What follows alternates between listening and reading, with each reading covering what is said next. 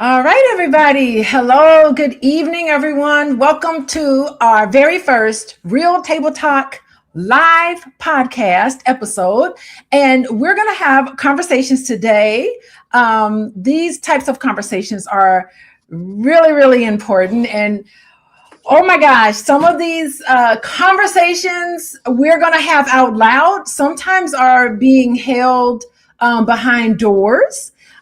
And recently, there was a very viral clip. One of our clips from our podcast went viral on Instagram, and very loudly, the comment section was definitely chiming in. And everybody, if you're new here, a clip from one of our conversations about women, dating, relationships, disappointment, and the experiences, the real lived experiences that women have had with men took off. It took off online. And when I say it took off, the comment section had a whole second podcast, so much so that we thought it was very important that to highlight what people had to say. There was a lot to have been said. Some men said, and I wrote some of it down, wait a minute, women aren't the only ones who've been hurt. Others have asked, where is accountability for the men you choose? We heard men talk about divorce. I saw comments about betrayal, family courts, false allegations. Men felt used and manipulated. They seem to be simply tired. What is going on with this divide? As a relationship therapist, I am very, very intrigued, and I'm so happy to bring in all of our hosts today. Some of us are coming in a little bit later, and some of us are here with us tonight. And this conversation, I want women to talk honestly about being hurt by men. And we're not condemning all men, okay? We're just talking about our own lived experience. And I think that is very, very worthwhile to talk about. So at the table joining me tonight is my girl co-host, Tiana Von Johnson. And we're also joined by Cinda, and my husband Boyce is joining us later on after he eats dinner. And so it's nice to get a male perspective. And then we also have some other people coming in. We have Dr. Green, Donette Green. She's also here with us. And so I am Dr. Alicia. Welcome to the Real Table Talk podcast. Now, Tiana, apparently the internet says we need to take some accountability. So let's start right there. What did you see in those comments? First of all, I want to understand why I was called an old hoe, because they ain't have to do me like that. You know what I'm saying? Why I can't be a young hoe? You know? No, in all seriousness, first of all, I want to first start talking to the men that are stand up, the men that are good dudes, the men that are great fathers, the men that are not scammers, the men that are really whole, healed, happy. I want to say something to you. I thank you.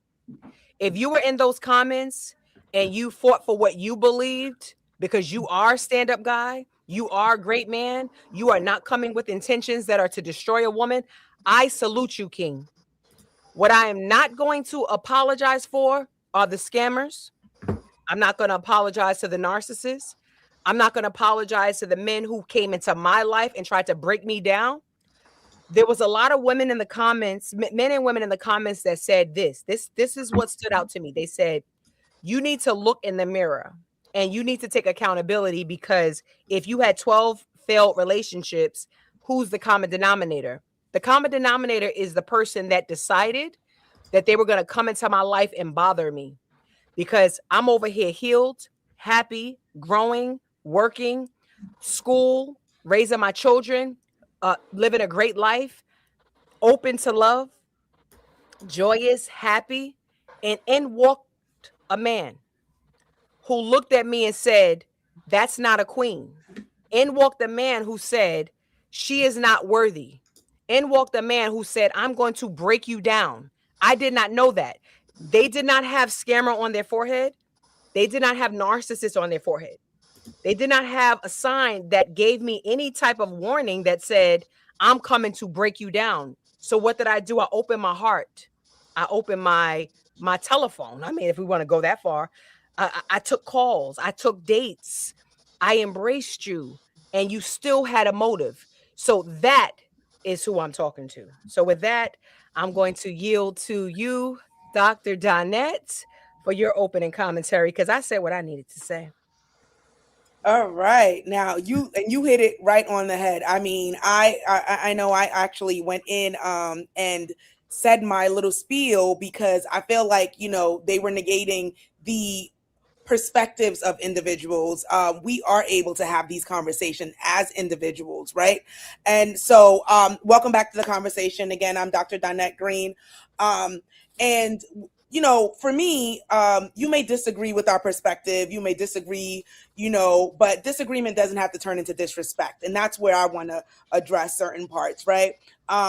If you're going to talk, we're going to talk about men, women, relationships, ego, fear, because that was some of the things that I jumped on. I wanted to know that you guys have been heard.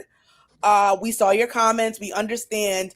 But I think the biggest part for me is that it's okay for you to feel how you feel. Just like it was okay for us to feel how we felt and had a conversation around that.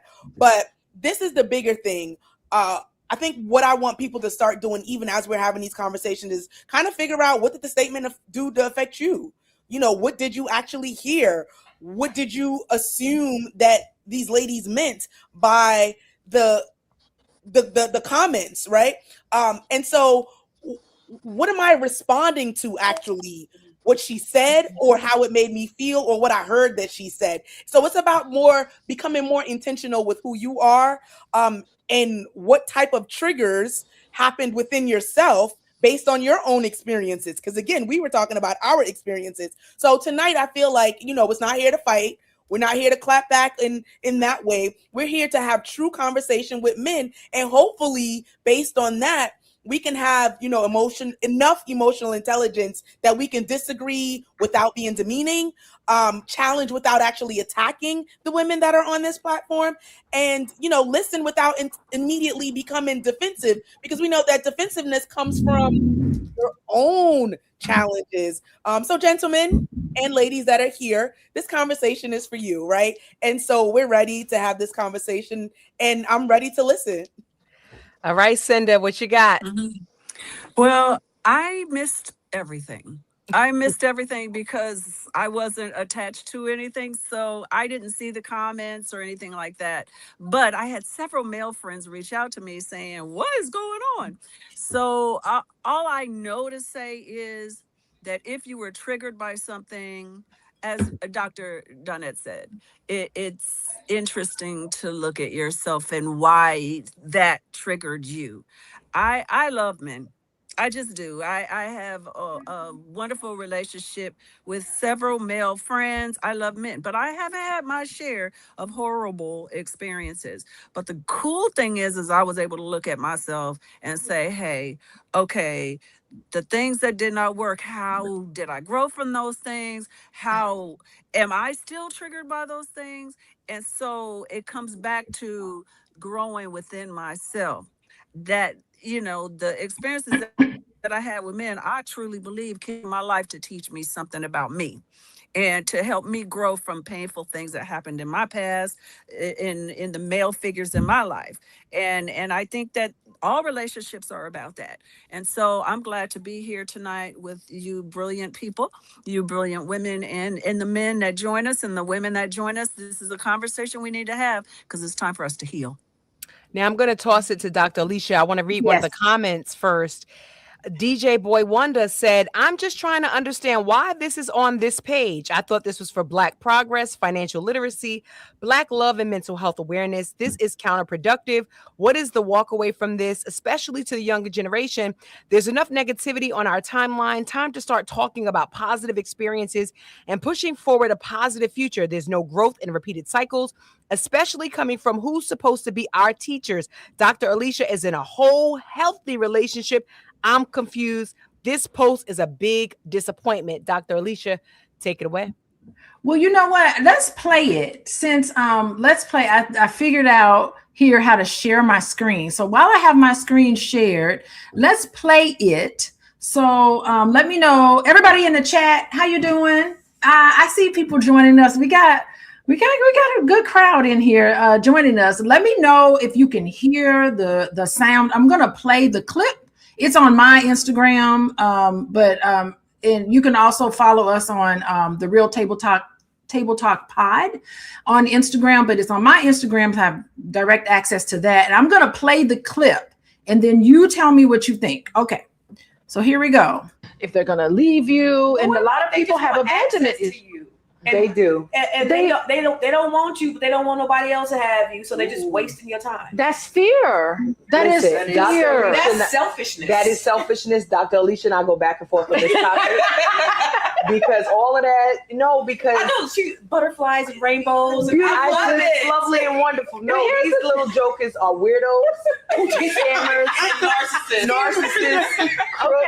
Okay. They prey on women. No, because we're gonna stop those. They just fear. No, these Negroes is weird. They just lie. Word. They just a freaking liar. All of that. Well, I wouldn't say they all lie.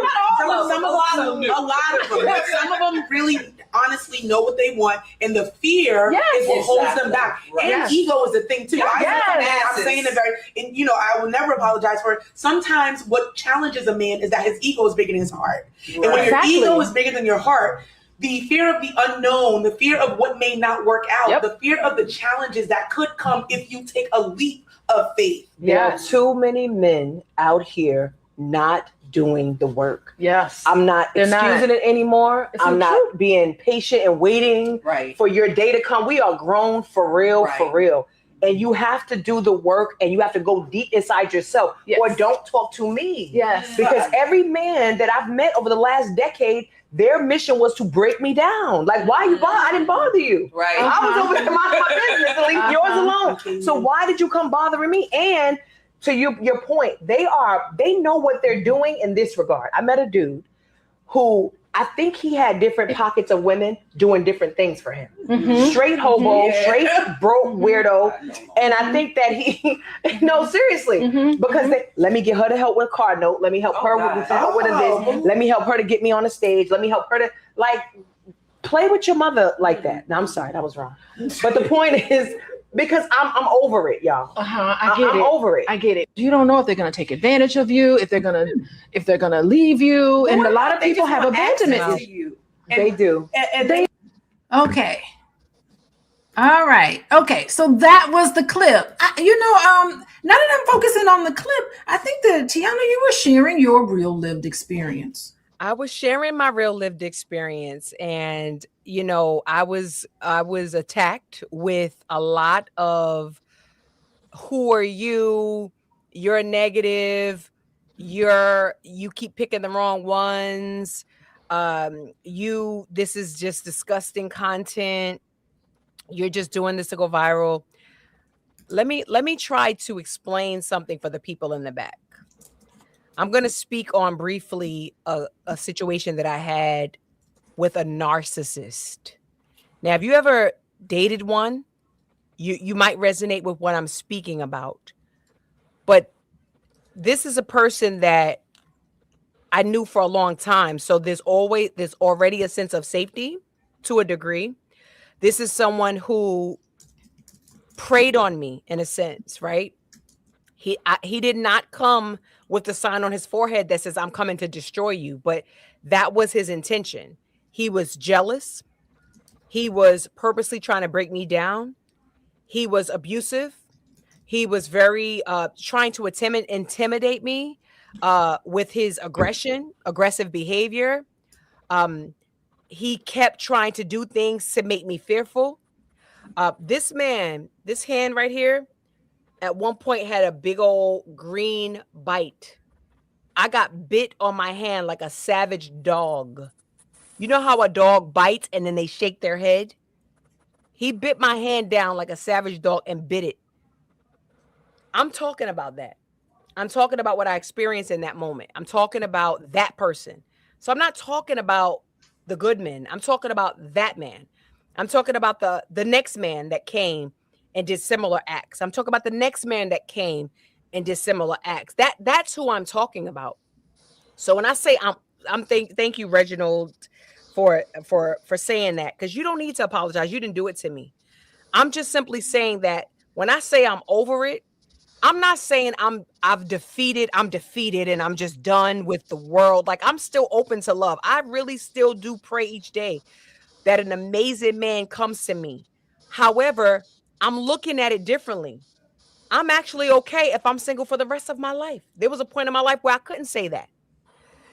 So when I say I'm over it, I'm over just openly giving my heart to someone. I'm openly just being naive or blind, right? Some of the comments did say you're picking the same type of men. I mean, I like what I like, right? We all do, right? I mean, I'm gonna just keep it real. So do I gotta go to something that look crazy? I want me a little fine little chocolate drop. And so if I see one, I mean, yeah, like, right? Yeah, I want to look at something cute. I mean, I'm pretty sure every man in here want to look at something that look good. Mhm. So I think that we all want something that attracts to us, whatever that looks like. So for me, it's really just about sharing my story. I was not talking to all men, but I was definitely talking about that man, those men who came into my life, preyed on me, knew what they was doing, knew they had other women, knew that they were being toxic, knew that they wanted to break me down. I had a man recently who said to me, now I'm someone that's doing two PhDs simultaneously, 2 doctorates at the same time. This man said, "Oh, your little doctorate." Your little doctorate? Like, I mean, I'm just saying, like, why does a black man say to me, "Your little doctorate"? Why couldn't it be like, "Yo, queen, that's what's up"? Like, "Oh, what? Like, you doing 2?" Like, when's the conversation that says, "Wow, I ain't never seen nothing like that. That's amazing." Because you're intimidated, you're jealous, you're broken, you're hurt, you can't stand to see me win. Why? What did I do to you? Why are you not looking at me like the beautiful queen that I am? But I think also, I think that's a great point, and I'm just wanted to say, like, the same way they're in the comments, because there were a lot of diminishing things being sent, just again based off of a bunch of women having experiences. It's the same way that you are feeling how you're feeling about what we're saying, because you probably have had your own experiences as a man, right? And we're not out here trying to diminish your ego, but there are emotional patterns that we've had to deal with as women on this podcast. And then you are triggered by something, maybe because just like the man, he might have had a situation why he's now calling your little degree because he's been intimidated by someone who he felt was superior, but you did that, right? And so I think, unfortunately, in our society, there's so many things, but that experience that a person has had is going to help you determine what your future look like and what you have a conversation with a group of your friends on a podcast about. All right. Okay. I want to reset the table a little bit because there are a lot of people coming in right now. And so I just want to take a moment to do that, because we do have, I see quite a few people just flooding right on in here. Welcome, everybody. Welcome. Drop where you're coming in from in the chat and we'll shout out your city. And so you may be wondering, what am I walking into? I'm dialing into this conversation today. And so I want to welcome all of you guys, the Real Table Talk podcast. I'm Dr. Alicia. Tonight, we are having a conversation that grew out of a video that went viral on Instagram. The original conversation was a group of women talking about and candidly sharing their experiences about dating, about relationships, about disappointments in those relationships. Some of those behaviors they've experienced from men, and the internet had a lot of thoughts about this. And, one thing, as a therapist, in case you don't know, I think that women need to be heard, but I think the comment section really exploded, particularly with men challenging that. And what about the women and what they do to men? Okay, can we give women space to vent without making it about them? And so some felt we were generalizing men from the comments. Others, they were questioning our age, our relationship status, our success, and whether women can actually keep a man. And then some comments were completely just went left and got absolutely just horrible. And so we were not bashing men in that conversation, and it's not a blame the women conversation we're going to have here today. So what we learn about relationships from the intensity of these reactions is one thing I want to know. You guys go to our Instagram. Let me see if I can put something in here. Go to the Real Table Talk. There it is, the Real Table Talk Pod. Be sure to tune in there and watch the video. I just played the video a few seconds ago. We got God Code from Oklahoma in the house. Oklahoma is in the house. Welcome everybody. Who's here? We got Kentucky in the house. We got Florida in the house. We got everybody tuning in. Denver in the house. And look, one thing I know as a relationship therapist, I've worked with people who've been in a relationship, who's gotten out of a relationship, who's looking for a relationship. One thing I know is that everybody wants to be loved. Everybody wants to be seen. Everybody wants intimacy. And my contribution to the discussion was just that what stops us from getting the love that we want, and a lot of times it's past relationships that have gone sour, past relationships with our parents from our childhood, and it gets in the way from us having a real healthy relationship with another person. Fear comes up and you start attending to things. And so yes. And so what? Dr. Boyce is here. Oh my God. Dr. Boyce is here. Let me introduce. We do have a guy. Yes. You want to say something, Tiana? They said in the comments, these types of conversations are laughable. If y'all don't like us men, then stay the F away from us. Another commenter said, who cares what these has-been grannies say? They all look more dried up than Trump's hair. Damn. So, we don't have to, it's just trolls online. And I think it's really interesting. But joining us also here is Dr. Boyce. Dr. Boyce, you shared it to your page. And I want you to just kind of like talk about when you read through the comment section. Were you able to read through the comment section? What was up? What did you think about it? I mean, the comments I knew about were the ones that you and Tiana told me about. And hey, ladies, how you doing? Good to see you. I saw it as our community is a place that's full of a lot of pain. And one of the things I was looking into is different things that I know, Alicia, I know you know a lot about this, but things like social learning theory and attachment theory, which pretty much says that the way you view relationships, the way you choose relationships, the way you respond in relationships is heavily driven by what you saw growing up. And one of the things that I think that I see on a regular basis is a lot of us did not grow up in households where we saw two people loving each other on a daily basis. We didn't see a woman compromising with a man. We didn't see a man submitting to his wife and loving his wife. We didn't see these things. And so we're out here winging it, right? So I would ask everybody I would challenge everybody to think of it like this.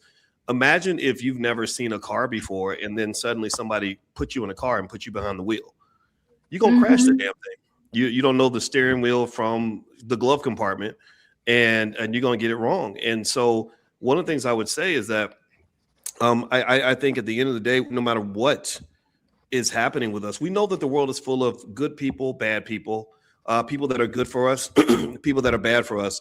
And if anybody's like me, you would know that you probably spent time choosing people that were not good for you. And it may not, and it's not all your fault per se. Maybe they presented themselves as something other than what they actually were, which might mean maybe we didn't spend enough time getting to know the person before we decided to take that next step. Maybe it's because we have flaws, right? We spend. I didn't realize until I was 50 that I basically married my mama. And I had to have a talk with my wife about that. I said, you look just like my mother. You're in the same profession as my mother. And when we have a hard time, I feel inside the way I would feel when I was a teenager arguing with my mother. What the hell's wrong with me? I couldn't just say, well, what's wrong with you? I mean, that's easy. Anybody can do that. But I say, well, what's wrong with me? How do I fix that? How do I adjust to that? Right. And so I would say anybody who isn't doing that work, where you can really stop it and I mean, let's just be clear. There's bad people are never going to go away. There's always, if you are a good person, somebody's always going to try to take from you. If you're a millionaire, somebody's always going to want your money.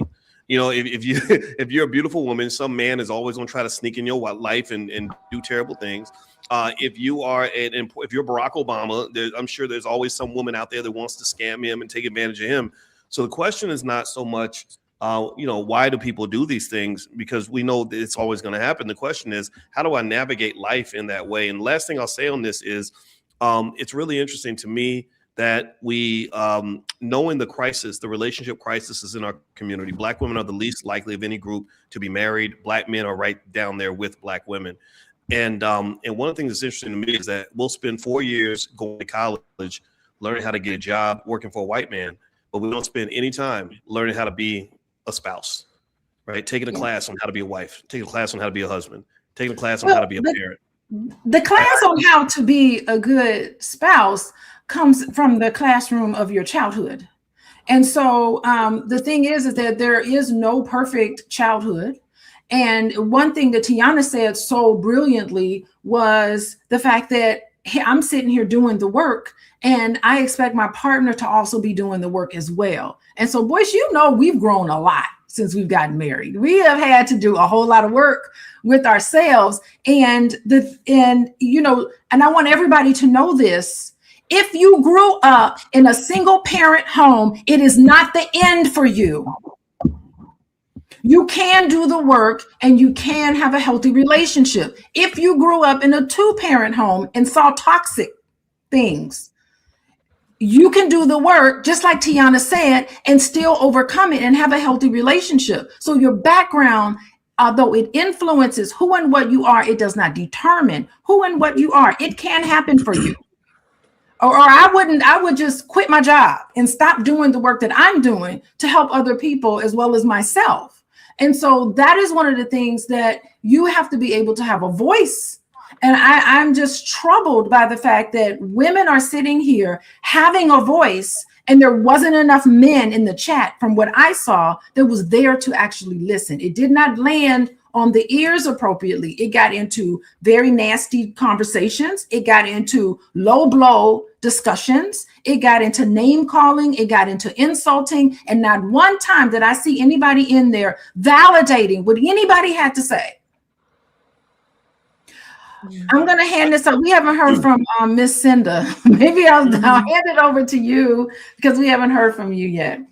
Yeah, all I have to say is, I remember when I realized that I was making choices that were hurting me when it came to my relationships. I made those choices, but I also realized I made those choices because there was something I needed to learn from those experiences. Because like you said, my parents, I love them very much, but they were not good together. It was very toxic. I never saw a good relationship growing up. I didn't know what that looked like. So I had to go out and find out for myself. And so there was a lot of mistakes that were made. I saw red flags and ignored them because I also see potential in people, but that potential does not equal who they are ready to be. And so I kept having my pattern was constant just trying to be with somebody, make it work. And when I finally said, okay, I got to make me work, I have to let all them go for a while and figure me out and why I have these patterns, where it began, and work through my stuff. That's when things started shifting for me. And now the caliber of man coming into my life as friendships, as dating, is very different. But because I took time to just really focus on me and figure me out. And I know that you're doing that already. I think everybody in this group is doing that already. But for me, it took I said no to every request for a date. I said, no, I can't, because I have to work through my stuff so I can start attracting the type of man that I want, because I'm as healthy as they are. I need to be as healthy as I want them to be. And that's just my own personal story. So, I've just started dating again a little bit, and I'm still not really ready. But I know that working on me is changing the atmosphere. The men that are coming into my life now are beautiful, beautiful people. Not always right for me, but I like having them in my life. Thank you. Tiana, you got something to say? Because it all came after watching that clip again. You did a lot of talking on that clip, and that really stirred up a lot for a lot of the people in the comments. Tell us. I'm going to jump in and talk about something and then pose a question to the group about something that you might not expect me to talk about on this podcast. It's kind of like a different generation, but it breaks my heart. So many of you know about Blueface, right? You know the artist Blueface. So Blueface has a child's mom who's almost about to give birth, Nevaeh, if I'm pronouncing it correctly. We all know Krishan. She's been pretty popular in culture. She's has her Christian music. She's very spiritual. Somehow they just pop up on my feed a lot, and I watch how Blueface treats women. And I watch her react. Like, I've watched this man call her stupid, bitch, you're dumb. He has said in her face, I'm a hoe. I'm sleeping with other women. I'm doing these things. You're a dummy. Leave me alone if you want. You ain't you like, I mean, and I watch her sit there and say, okay. Now, I know that's extreme. And I know most seasoned women, or us old hoes, as y'all called us in the chat, we might not put up with that. But the reason why I'm referencing that is because there are men who that's how they give it up. That's how they move. That's how they're treating us. They don't see us as women. They see us as animals, disgusting, nothing, rotten. And they have Black mothers. They have Black sisters. They have Black friends.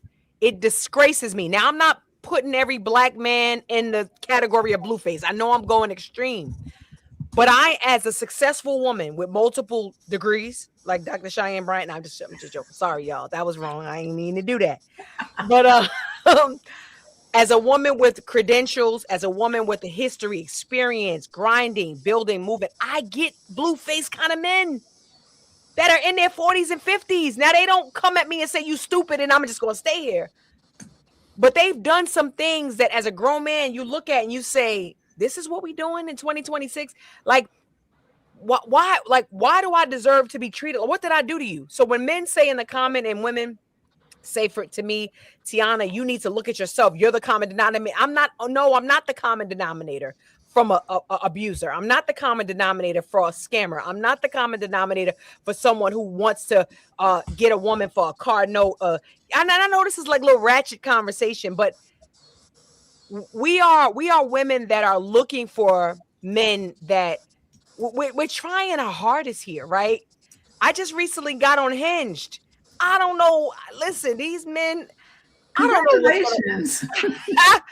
Don't even go there. I didn't X'd out about 800 men. Okay.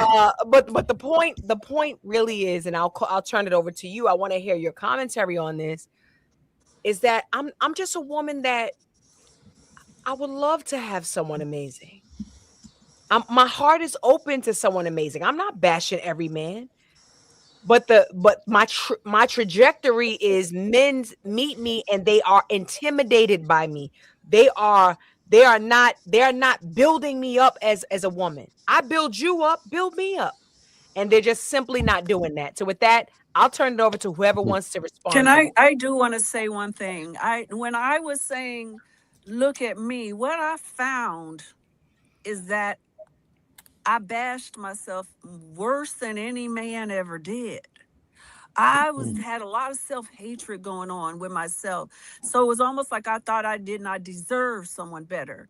And one of the final experiences I had where this man stalked me, threatened to kill me, I mean, it was the worst. I mean, it's horrible. I don't know how I survived it physically, let alone in any other way. And he told me specifically, I want to kill your spirit. That was what he said. Because I asked him, I said, if you think all these horrible things about me, if I'm a has-been, if I'm worthless, if I'm this, if I'm that, why won't you leave me alone? And he said, because I want to kill your spirit. I want you to know you're nothing. That was it. And guess what I said to him? I said, Oh, I'm everything. I'm amazing. My ancestors look at me. They are so proud of me. I am amazing. And I had never said that to myself before. I had never said that out loud. I'm always the humble. Oh, I'm okay. No, no, no. I'm like, no, because I'm all that And then in some. word, Yeah, I think all this is that. You know what I'm this saying? is yeah, That's what had to change for me. What I was yeah, seeing in me is what had yeah, to change for me, not them. F them. I yeah. had to change how I felt about me and see how awesome I am and grow that way. Yeah. And then I started attracting men that saw that in me. And I'm not saying that's you because I don't think that's you at all. I'm just saying that that is me. I wasn't looking for mean men, but I was mean to me. So mean men came to get an agreement with me. I could I, not agree with you more. I just want to say, the difference between victim blaming and personal accountability is just like if someone mistreats you, lies to you, manipulates you, cheats on you, abuses you, all of those things, you're not responsible for their behavior. They're responsible. But what you are responsible for is what you do with that experience. Ask yourself, where were the red flags that I did not see? Why did I stay with this person? What was I afraid of losing? If I left, was there something familiar about this relationship because of my childhood or previous relationships? What boundaries do I now need to set up? So when you get back on Hinge, what boundaries do you now need to set up? What now do you need to heal so that you don't repeat that pattern? Both things can be true. It's not saying I caused what happened to me. It's saying I refuse to give what happened to me control over what happens next. I think that's the difference. And I Koish, you think want to that, say something? okay. oh, go ahead. No, I was just Oh, going to say, you go ahead. Oh, Yeah. thank you, Dr. Boyce.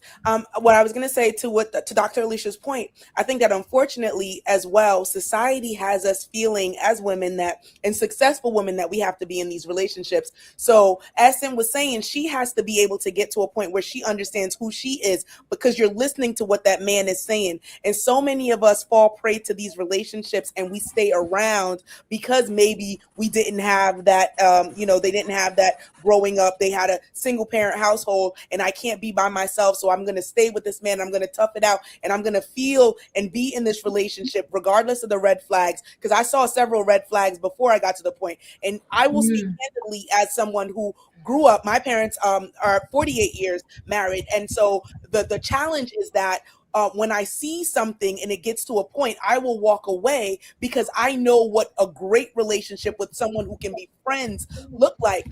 I was a couple months out of being married to someone that I very much did not really care for or like, but because it was your child's father, because you're supposed to get married. And I remember going to my mom and saying, Mom, this is not what I want to do.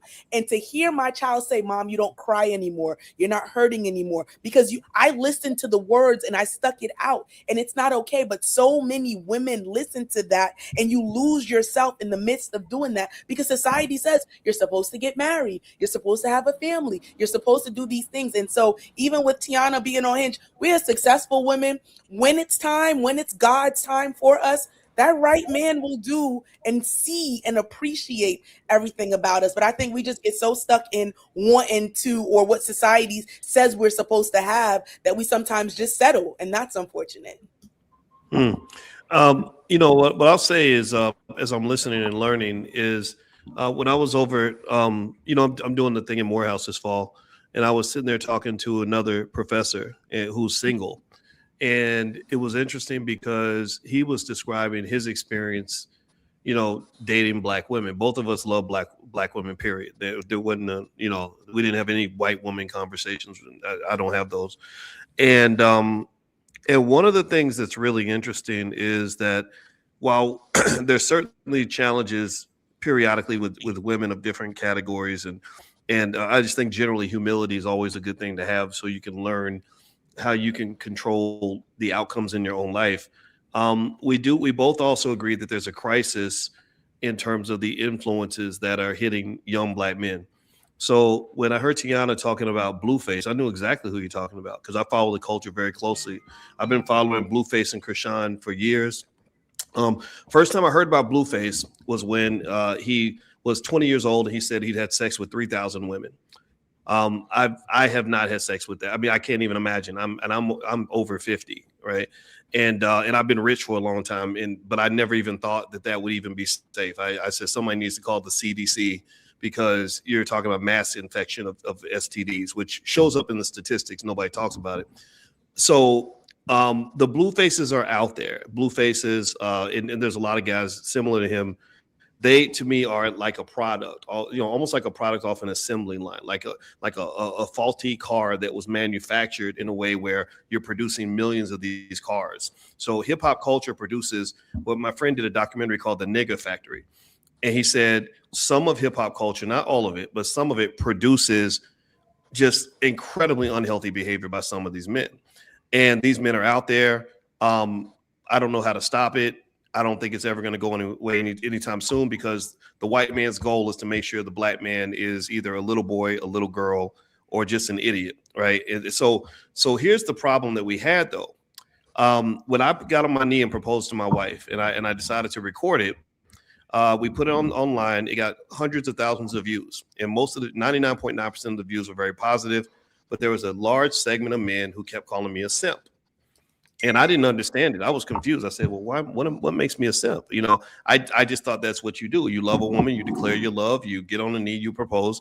And what I found out is that you just have a segment of men that are gonna just be toxic in that way. And women play a part in it too. Y'all, women are not off the hook. Because when I look at a motherfucker like a Blueface, excuse my French, I'm not gonna cuss no more, but he's a motherfucker to me. I'm sitting there thinking, who are these women that are laying down with this nasty son of a bitch? Like, who are these women that are even validating this? Because if he was around me, I'd slap his ass. I'd tell him to get away from me. I kid you not. I've had this because I had a young lady I mentored, and she would date Blueface type guys, and I said, I'm sorry, I can't even sit across the table from this man. And so when I go back and I circle back to, being called a simp because I just believe in basic ideas, like, I don't know, wild radical things like respecting your woman and things like that. I kind of get it in the sense that when women are chasing the rappers, not all of them, but many of them, not all of them, but guys who imitate the most toxic aspect of hip hop culture, what you're telling men is women don't want to be respected.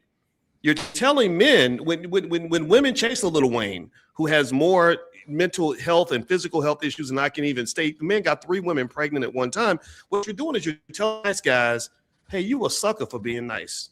Why are you out here buying flowers for that hoe? You don't need to buy flowers for no woman. You need to call her a bitch and slap her around, tell her she's stupid, and then they're gonna all chase you. And so it takes all of us to create or to manifest this toxicity. It ain't just the men. Just be clear. Whenever a good man gets his heart broken, just like I'm sure women have their version of this as well. When a good man gets his heart broken, when a woman, he runs into, a bad chick that wants to take his money or whatever, and he's all crying and sad, you know what guys do? They get around him. They say, well, see, that's why you can't show respect to these women. If you treat them like, look at Blueface, he got more girls than you'll ever have, and he don't respect women at all. So you're walking around being nice to them. That's not the way to do it. Right. And so ultimately, when you get mature enough and you just learn to ignore it, like I just ignore it. I just kind of commentate on it because I'm too old to fall into that. But I'm telling you, this is what is happening. So don't just look at the bad men are never going to go away. You have to avoid them. That's the only solution. But then on top of that, I think we have to look at how all of us contribute to this. And it ain't just the men. They're reacting to what women love. They love Lil Wayne, and I still don't understand it. I'm done talking. Thank you for listening. No, we need you back, Dr. Boyce. And there's some in the chat that said, who are these lovely ladies? Well, we have Cindy Williams. Cindy Williams is featured on the movie Mo Better Blues. Am I saying it correctly? I just want to make sure. That's one of them. Yeah, thank you. That's one of them, as well as many others. She's an amazing woman, Dr. Donette. She is a PhD. Let's go ahead and give it up for our PhD sister girls.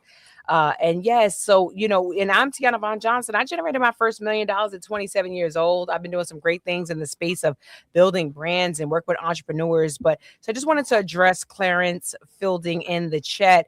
He wants to know who we are. So we're just going ahead and answer you. But I'm looking at the chat, right?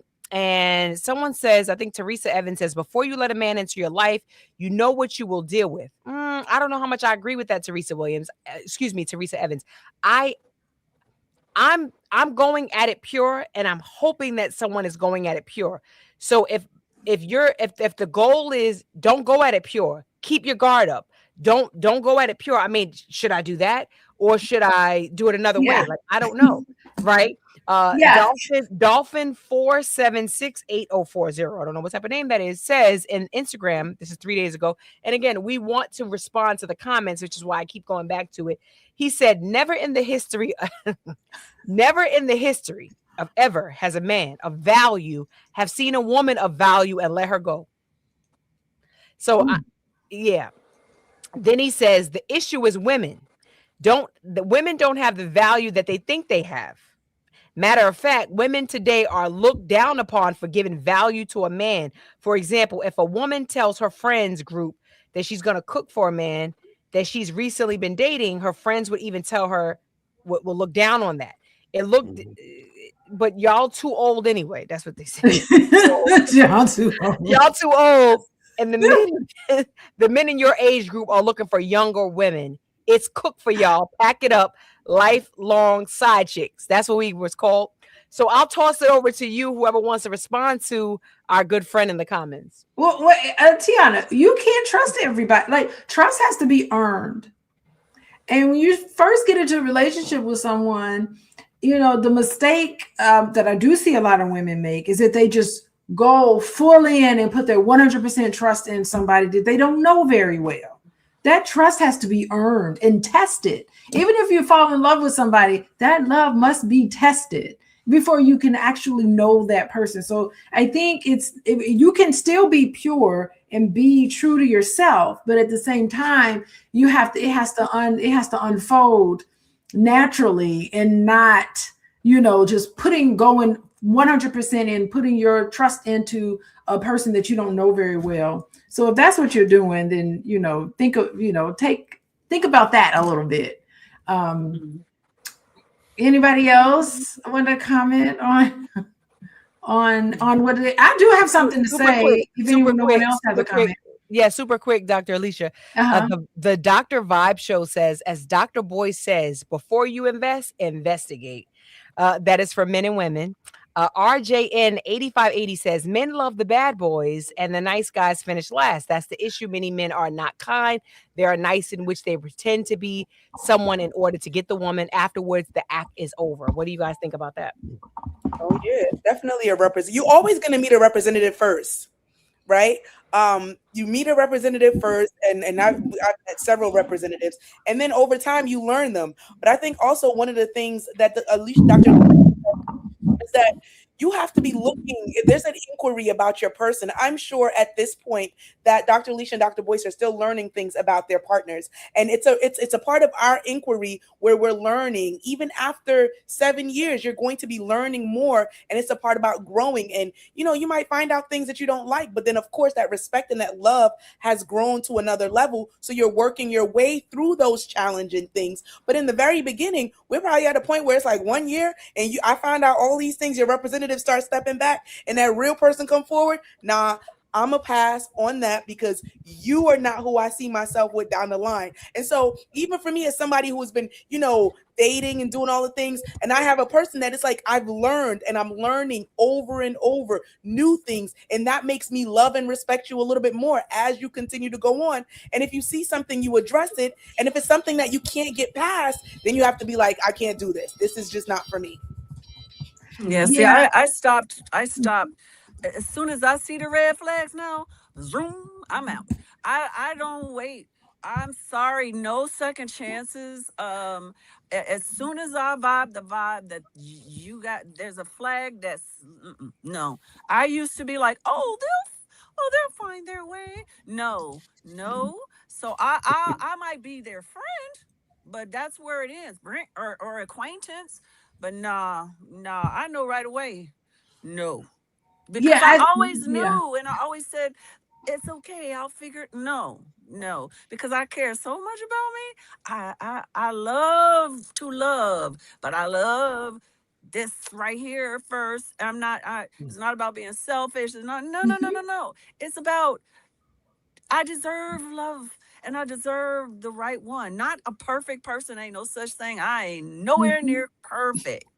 But there's a difference between something showing you a red flag and a quirk, or a difference, or a way we disagree. That's not the same thing. Red flags are very evident. And, I'm an empath. I see them things right away. And I'm like, out of here. You know what I'm saying? I ain't waiting. And Well, I like, let me say something about what Cinda said too. I like what you said, because I do think that one area where things are different between men and women is, I don't know any men who were killed by their partner, but I know at least 5 women who have been, right? And I know women who've almost been killed by their partner. I mean, like, the fact that the violence could be there and it could lead to something deadly heightens the consequences of the red flag, right? I would never have to worry about my wife trying to take my life or something, but if I was that kind of a crazy person, I don't know, I could probably have the strength to do it. But so I do agree with you on that. I think that the ability to identify the red flags, particularly in a society that does promote violence, the strongest influencer on young Black men right now is actually hip hop music. And remember, we spent 30 years with Snoop Dogg starting the whole trend of "We don't love them hoes," right? Literally picking up. But what's interesting about that is that when Snoop came along and was teaching men not to love women, not to respect women, he was getting inspiration from a previous generation. He was imitating what the previous generation of men had learned from Hollywood with all those Black exploitation movies. My father, who's in his 70s, talks about how when he was 22 years old, all the young Black men wanted to be like the Mag, the pimp. And I mean, a pimp is a sex trafficker. We look up to sex traffickers sometimes in our community more than we look up to professors. That is dangerous. That's a problem, right? It's dangerous for the men and the women. It's dangerous for the women for obvious reasons, and then for the men, the fact that these are being presented as role models or men you're supposed to look up to is really, really a problem, right? So I do agree with you that one double standard that I do accept is that I think for women the red flags, the consequences are so much greater.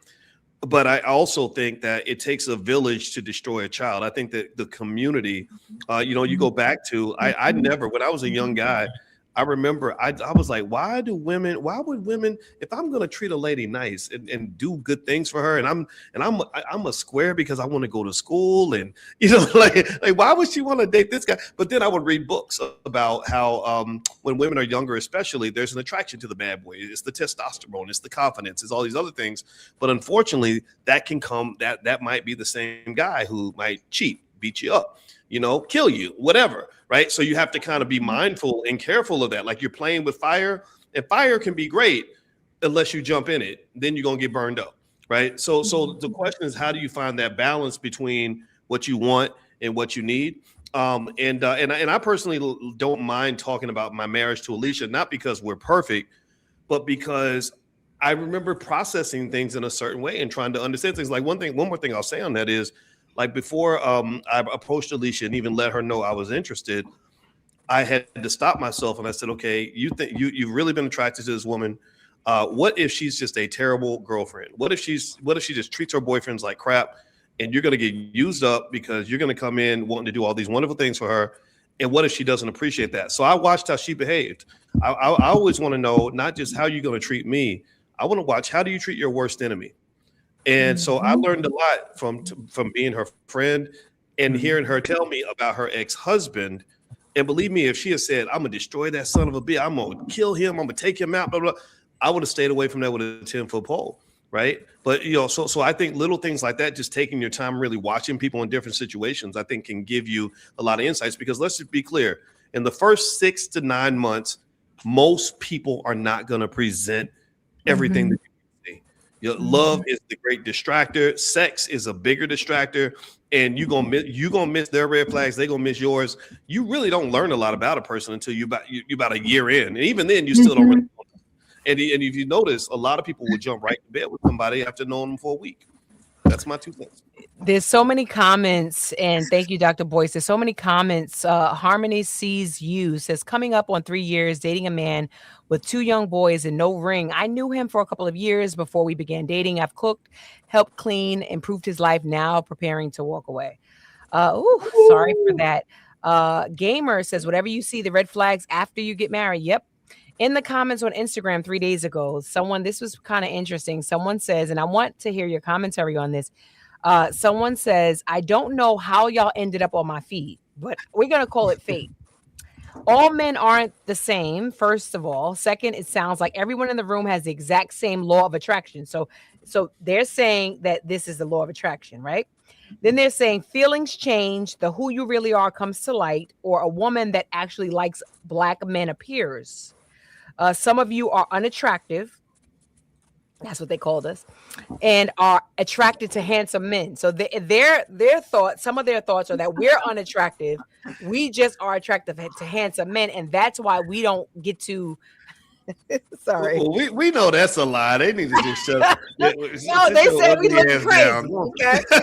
have they seen Cinda singing in Mo Better Blues and look at my wife and all of y'all? I mean, come on now. They said we look crazy.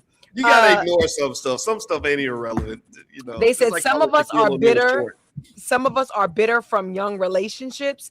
Some of you are trapped in your own success, meaning because you're winning, you allow your feelings or your thoughts to give you God-like or goddess-like views of yourself. They go on to say your thoughts process isn't on relationships or finding a mate. You're devoted to a job, a way of life, and in some cases another woman. So now they called us lesbians. So I'm gonna toss it over to you, Dr. Jonette, for your commentary on that.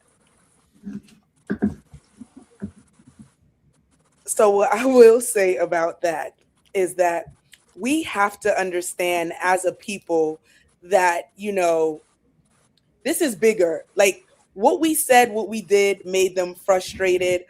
But I think that it's more about sitting with it. And once they start to talk about these challenges, these are all, again, attacks, right? Sometimes the things that are challenging us aren't necessarily the things that are attacking us are simply things that we haven't looked at and examined. So like we all talked about, we've done the work. We've been through several things. We've gone through different relationships, and now we're looking within ourselves.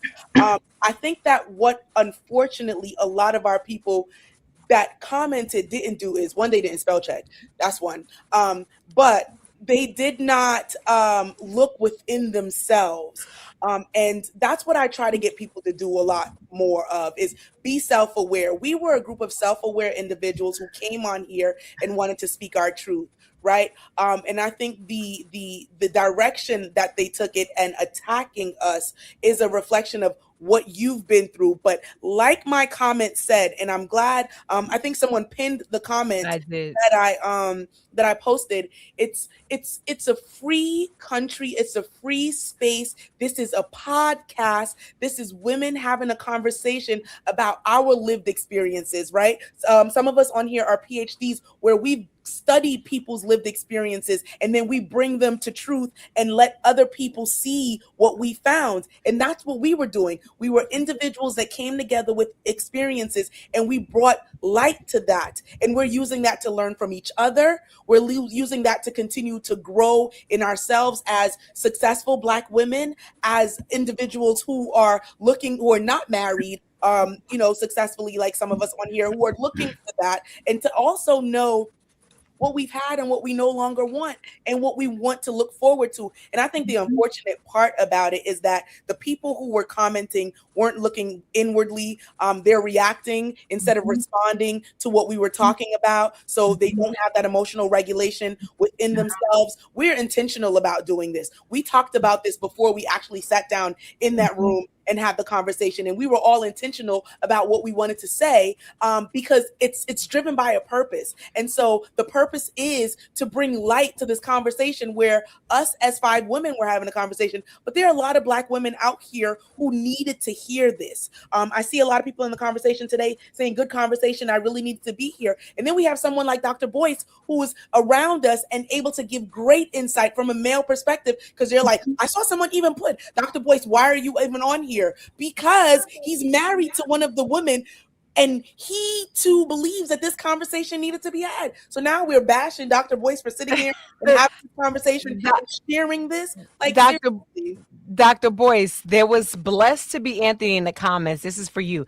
I really want to hear your commentary on this. This is, I wonder why white women don't sit around publicly and discuss men like this. Oh, yeah. They don't want to send the wrong message out there regarding their men. That's why. What's your feedback on that? No, I mean, they got podcasts like Call Her Daddy, which is, I'm guessing, women with daddy issues, basically blaming men for a lot of their problems. I don't know what it is exactly. I don't watch it. But I think, in fact, I think sometimes white feminists can be much more of a problem than anybody else. So, I don't really, I cannot, and it would make no sense to ever put all women into a bucket in most issues. I think about the women that I see the most. It's not that I cannot see a young Miami saying, spend that shit, but, I see a Dr. Alicia who says, invest that shit. I see what's going on. I see the Krishan Rocks in the world, and they exist. But I also see women that are trying to be good humans, like all of you here. And I think that, in my view, that's really what we need, is to just understand that the world is diverse. All white people are not the same. All Black people are not the same, right? People are different, and it doesn't even make them worse or less worthy than any of us. It just means sort of figuring out, like, what size, what fits you, almost like a foot in a shoe. What is your size, right? So when I was looking for a human to share my life with, I needed to find somebody who fit me, which was my wife, rather than spending my time being upset about the women who did not fit me. Like a real life example. 25 years ago, I'm a young grad student, ain't got no money, trying to, looking for love, you're 31 years old, living life. And I would, I did online dating. This was before anybody knew who the heck I was or even cared. And I probably had 100 emails from women that said, I'm sorry, but I don't date men under 6 feet tall. Right. I'm sure I could have done a whole podcast about that. Well, do you know that only 14% of all men are over 6 feet tall? How do you right?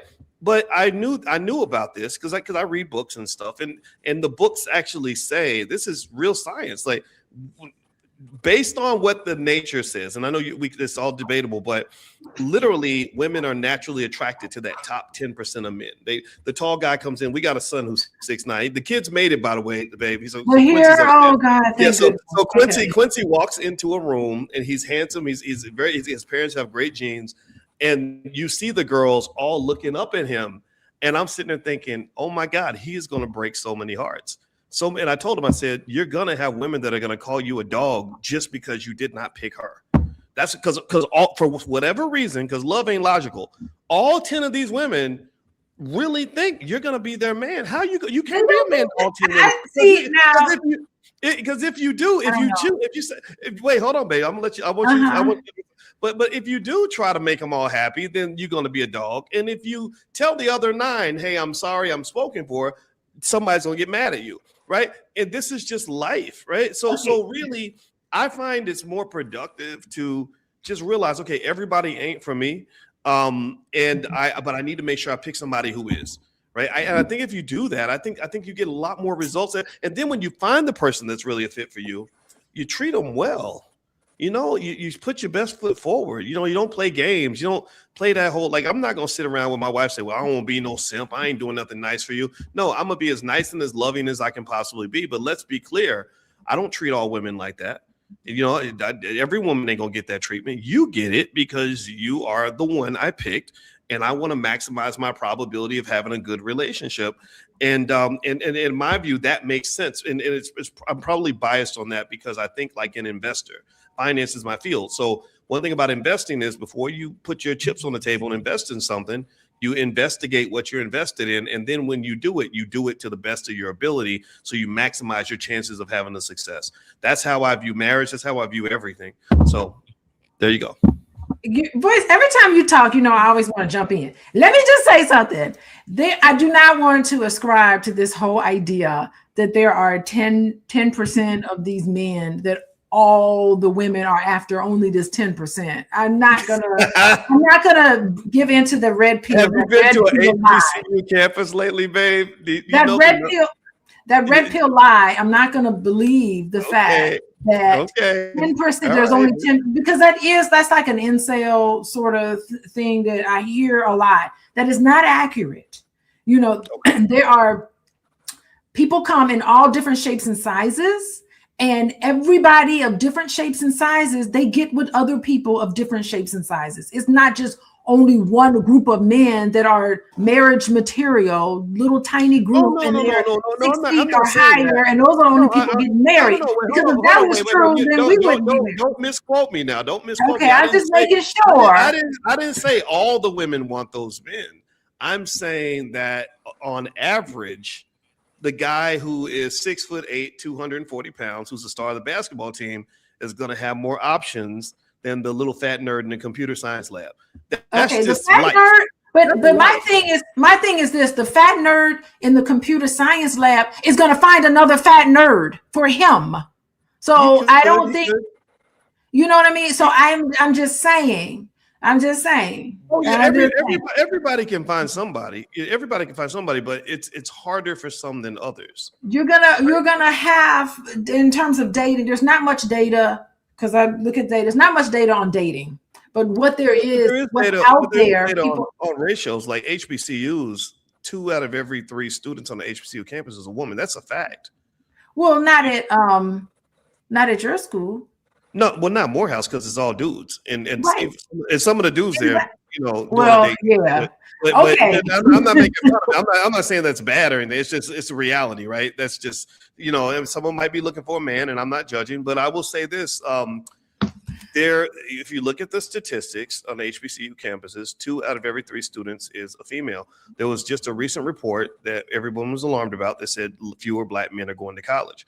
There are fewer Black men going to college. I do know that is true, but that doesn't mean that there's not anybody for you. So no. I don't think that there's no one for you. It's it's like the job market. There's a job for everybody, but everybody don't get the same job.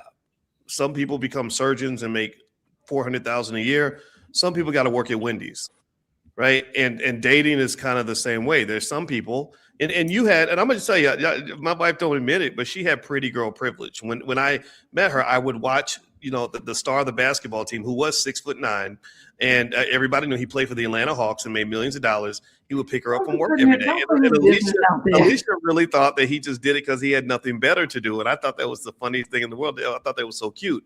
And so, but for someone who may not have everything that they're, that they would like to offer into the dating market, it might be a little bit tougher, right? But it doesn't mean that everybody can't have somebody. You're 100% correct. All right. That's the only point I was trying to make out there. Like you're like any type of language that's deterministic, I've always across the board have an issue with, It can't be going to mean this because we don't know that. It can't be deterministic, but I think it should be somewhat realistic, like whatever that ends up looking like for people. And I do know that I think there is somebody for everybody, but dating is harder for some than for others. And I think that always has to be kind of considered as well. And I think that when it's where I'm sitting and the type of conversations I have in my practice and everything, where I'm sitting, dating is really difficult for a lot of people, whether they're beautiful, like somebody like Tiana. Can we agree that Tiana is drop dead gorgeous? You can say she's pretty as my husband. That's fine. I'm not threatened by that. Everybody here is beautiful. Dr. Green is gorgeous. And we know Cinda Williams is absolutely beautiful. That doesn't mean we still had that real table talk. And we still had people had complaints. And then we didn't talk about Constance. Constance did call in, by the way. Constance, if you out there, come on, join us. But there was still things. So it's not about, it's not okay. There is a pretty privilege, but it's not that people who are considered pretty by whose standards, whatever standards those are, if you adhere to a certain set of standards. But there is a standard. There are scientific measures of attractiveness that it doesn't mean that no one has something that's attractive. But like, I'll give you a quick example, and then I'm gonna stop talking because I'm talking too much. When I used to work at the University of Kentucky, I was known as the smart guy. I had the best GPA of all the black students. So there were some women that found that attractive, I'm sure. But I also worked in the basketball dorm. And here, all these 6'8", 6'9" Negroes had a trail of women coming through the whole night. And I saw it all because I was the spook that sat by the door. Everybody had to sign in when they came in. And I would see Cindy sign in at 7 o'clock, Sally sign in at 8 o'clock. Another girl signs in at 9 o'clock. All these women competing for the same guys, right? So these factors do, I think, make a difference. And what I see consistently with dating, when people get to complaining, in my opinion, I think a lot of times it's because there might be a misalignment. It might be that you're searching for something that does, like when all the men that would get on Kevin Samuel's podcast and complain about women all day, I would say to them, well, maybe you're chasing women that have options that are better than you. And you're mad that she doesn't want to date a postal worker because she's got a medical doctor. Let me just, okay. And I'm not saying that that's okay. I'm saying, though, seriously, I'm saying like they say, act your wage. That's it. Like I knew that when the 6'8" basketball star came in, he was typically gonna have a selection that I did not have. It did not mean my girlfriend did not love me. It just meant that he had a pick of the litter. I had my little litter, but it was a baby litter. Right. And I think I think what we forget is that even those men are lonely boys. They can be. When I've treated athletes and they are lonely. And it's the opposite problem with men. Women, of course, they're like, okay, there's not enough men around for me to date. I do hear women say this, but what I hear men say a lot is that there's a lot of women to date, but not enough good ones. Not enough ones that I'm interested in. And a lot of men have an abundance problem, but they can't find the right one. And a lot of times they themselves feel very lonely. Even in a sea of women, the basketball players and football players who had a sea of women around them, they too were feeling very, very lonely because they did not have real connections with people. They know those women were just there because they're trying to shoot their shot at the next NFL, NBA player. But those men did not feel connected to them. And nobody wants to be used like that. Those men did not want to be used. The men that I've spoken to who are athletes, I've talked to many athletes in my practice, and that's their issue. So everybody has a cross to bear, even rich athletes. Like, how do I know this person isn't for me or for me for my money? And so that is a dilemma, and they do feel very lonely.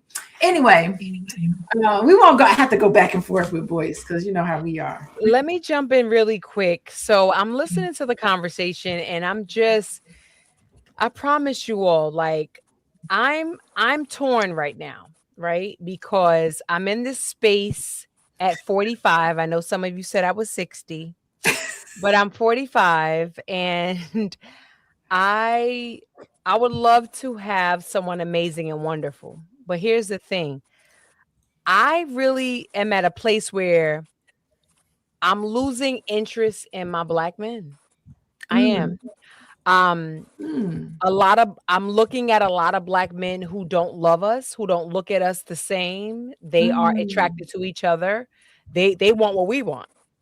And I'm not here to like go in on LGBTQ or like what that whole space is. I love people for who they love, but I feel like we are losing a lot of men who want a beautiful black woman, especially older, as we were called in the comments, right?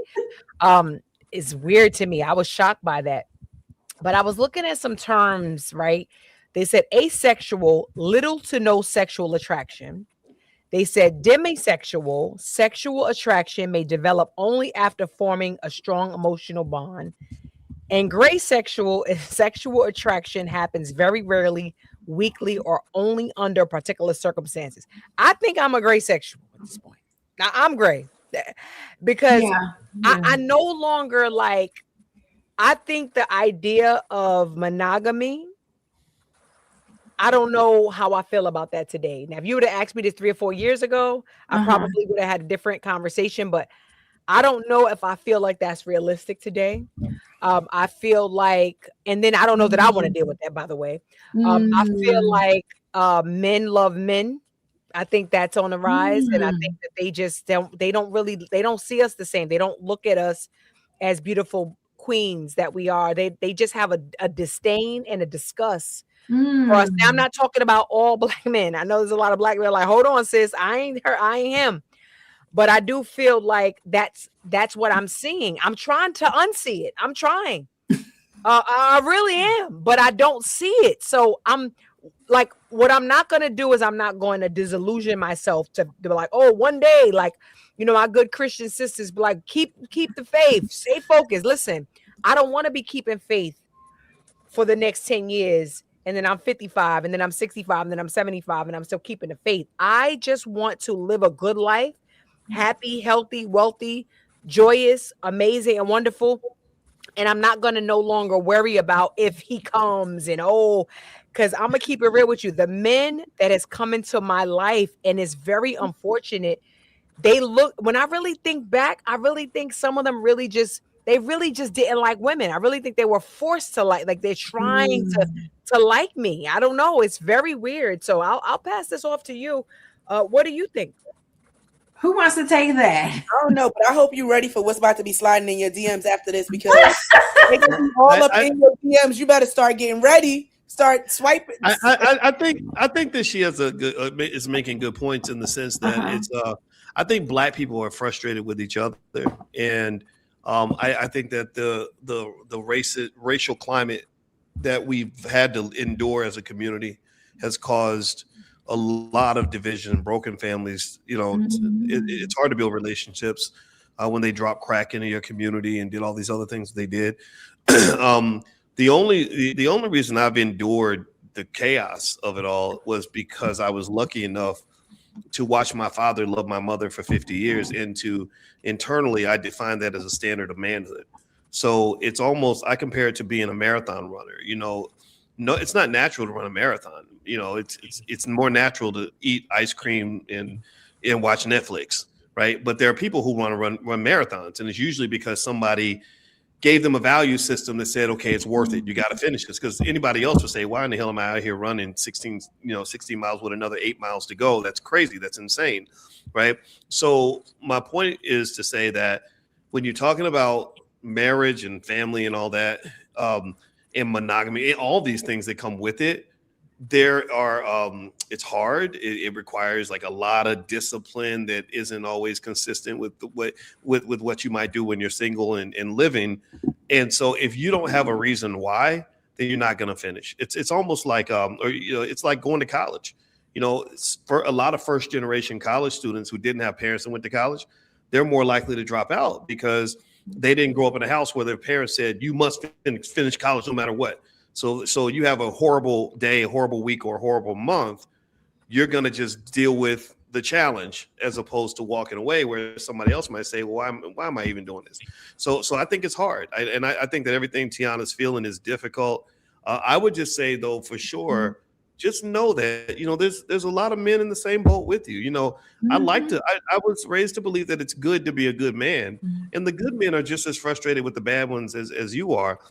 And one of the things that happens, unfortunately, is trauma, this virus that just hits everybody. It's like a zombie virus. So you're trying to be a good person, a good man or a good woman. You run into somebody who's been hit by the zombie virus of trauma. Like, so maybe let's say you're trying to be a good woman, but this man dealt with a woman who, you know, ripped his heart out of his body. Then he's going to show up as a different person that he would have before he went through that experience. And I think women are the same way. I think black women are heavily, I think black women go through a lot that isn't acknowledged. I have a heart for them. I think about how many times I've seen my father used to work in crimes against children, and he used to say stuff that isn't going to sound politically correct, but he said people have no idea how many of these little girls are getting molested by their mother's boyfriends, and the little boys too, right? And he and it just infuriate him, and it infuriates me, and so I just think about all the things Black women go through, and then what the world does. I don't think the world does them any favors if they convince you that men are always the problem and that men are the only ones that are struggling. No, I think all of us need to heal, right? I think all of us have to level up, right? I'm sorry, you might look good and have a master's degree, and that's a wonderful thing, but that ain't the same. That ain't always your master's degree ain't gonna really help you out in a relationship with a good man. I didn't care about my wife's education that much. I respect it, but I didn't marry her for money and access to education. I married her because I wanted to be next to a soft woman, right? Whatever that means, right? It's biased, but whatever that means. So I think I have found, for example, as a man, my definition of a man had to go beyond just my credentials, what I look like, or how much money I have. And I think for women, again, if I'm allowed to give some of this perspective from a man's point of view, is that I think there's a whole list of womanhood items that get missed over when all we focus on is what you look like and how much education you have. I can just tell you, my level up occurred where I learned the dating market changes for people is when I got money and I had a little bit of status, I had a lot of options. And what I will say is that it was not hard to find beautiful women with a lot of education. Black women have so much education, and all y'all look good. I don't care what age you are. A black woman can look good at 65 or 70. Come on now, right? But it's like, I'd be like, is that all you got? Like, that's it? Because when I would think about good feminine energy, I would think about, like, I don't know, it's probably idealistic, but I would think about like a Claire Huxtable, right? I know she's a figment of my imagination, but it's like, okay, here you have this woman who was as high powered as you can get. She could get anything out of a man that she wanted, but she didn't come in with a sledgehammer. She didn't come in like a dude. She came in like a woman, and she used that feminine power to make it happen, right? And to me, that was admirable, and she didn't show up. She wasn't trying to be a bad bitch. She wasn't twerking. But you knew she was a woman, right? And sometimes for men, I can just tell you in private conversations I have with men, the guys that have money and stuff, that's what they really admire the most. And they feel like some of that gets lost. Just like you all probably feel that some of the masculinity has been lost as well. We know we got a lot of men out here that are nothing but bearded babies. They 55-year-old children. And many of them are following behind men who never grew up. Like Alicia will tell you, I tell her all the time, I say, I hate 50 Cent's Instagram page, because here you have this guy who's 50 years old, who influences 30 million people. And all he does is put up childish memes and bully people. That's an embarrassment. It's like, you should be educating people, elevating your people, leading your people to a better life. And all you're doing, literally, I can't tell the difference between your page and a teenager. That's what you're doing. I think the problem is the 30 million people, because if 30 million people weren't watching him, there would be no 50 cents. So true. It's what people are attracted to. You know what I'm saying? It's what, and I, as a 60-year-old woman, y'all were right. I'm that. Okay. You were right about me. None of the rest of these people. Okay. What I'm finding is that the men that I'm meeting now that are around my age, which is my preference, they have been hurt so many times that they don't want to deal with it. They like me a lot. They see in me a good woman, but their favorite thing to say is, if we'd have met 20 years ago. They all say that because they are through. They want a woman to sleep with. They don't mind me being their friend.